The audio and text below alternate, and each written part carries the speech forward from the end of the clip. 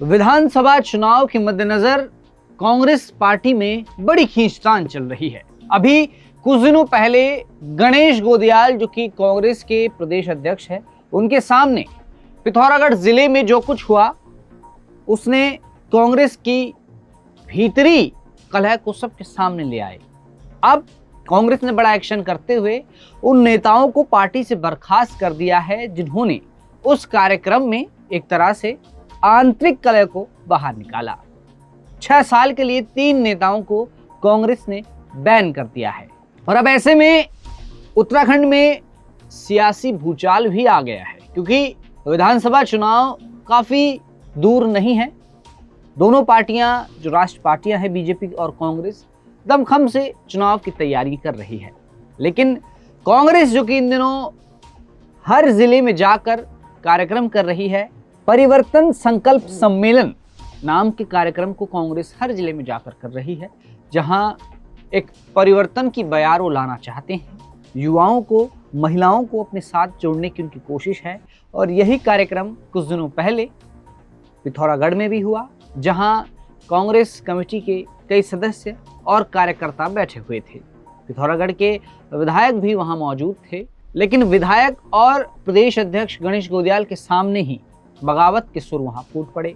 और पिथौरागढ़ के पूर्व जिलाध्यक्ष महेंद्र लुंठी, महिला कांग्रेस की पूर्व जिलाध्यक्ष भावना नगरकोटी और दीपक लुंठी ने इस तरह के वाक्य वहां बोले कि जो वहां के विधायक थे वो नाराज होकर चले गए। जिसके बाद से ही लगातार कांग्रेस की किरकिरी सोशल मीडिया पर भी हो रही थी और लगातार मीडिया में भी यही बात हो रही थी कि कांग्रेस में गुटबाजी आखिर कब खत्म होगी। अब कांग्रेस ने क्या एक्शन लिया है, किन नेताओं को पार्टी से बर्खास्त किया है, कितने साल के लिए किया है, और यहां से अब कांग्रेस की राहें किस तरह से मुश्किल होंगी, आज इस रिपोर्ट में जानते हैं। नमस्कार, आप देख रहे हैं हिल मेल, मैं हूं आपके साथ विजय नेगी। विधानसभा चुनाव की तैयारियां जोरों शोरों से है। कांग्रेस पिछले 10 साल से सत्ता से दूर है, लेकिन इस बार कोशिश ये है कि परिवर्तन लाया जाए, किसी तरह से सत्ता में काबिज हो। लेकिन वहां तक पहुंचने के लिए आपको अपने संगठन को मजबूत करना होगा, और वो काम कांग्रेस कर भी रही है। परिवर्तन संकल्प यात्रा हर जिले में जाकर कांग्रेस कर रही है। लेकिन जब आंतरिक कलह सबके सामने जगजाहिर होती है तो पार्टी की किरकिरी होती है। और ऐसा ही पिथौरागढ़ में हुआ, जब पूर्व जिलाध्यक्ष महेंद्र लुंठी, उनके साथी दीपक लुंठी और महिला पूर्व जिलाध्यक्ष रही भावना नगरकोटी ने जिस तरह से स्थानीय विधायक के सामने जमकर भड़ास निकाली, तो जाहिर सी बात है विधायक साहब गुस्सा होकर चल पड़े। ऐसे में वहां पर उस कार्यक्रम में गणेश गोदियाल खुद मौजूद थे, और जब ये गुटबाजी नजर आई तो वहां पर मीडिया भी मौजूद थी, और वो वीडियो सोशल मीडिया पर तैरने लगा। वो वीडियो इतना वायरल हुआ कि लोग कांग्रेस का मजाक उड़ाने लग गए कि सत्ता में आप तब वापस आएंगे जब आप अपनी पार्टी के अंदर की गुटबाजी को संभाल पाएंगे। अब ये कोई पहला मामला नहीं है कांग्रेस में गुटबाजी का। इससे पहले भी कई ऐसे मामले आए हैं कि कांग्रेस के नेता एक दूसरे के खिलाफ आपसी गुटबाजी के चक्कर में खुलेआम बड़े बड़े मंचों से बयान देते नजर आते हैं एक दूसरे के खिलाफ, जो कि बताता है कि कांग्रेस पार्टी में किस तरह से उत्तराखंड में गुटबाजी होती है।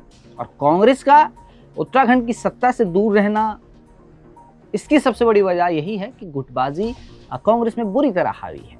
आपको बता दें कि पिथौरागढ़ कांग्रेस में जो अंदरूनी कलह चल रही थी, उस पर अब पार्टी हाईकमान ने बड़ा एक्शन लिया है। अनुशासनहीनता के आरोप में कांग्रेस ने अपने 3 बड़े नेताओं को 6 साल के लिए पार्टी से बाहर का रास्ता दिखा दिया है। पिथौरागढ़ के पूर्व जिलाध्यक्ष महेंद्र लुंठी, महिला कांग्रेस के पूर्व जिलाध्यक्ष भावना नगरकोटी और दीपक लुंठी पर ये गाज गिरी है।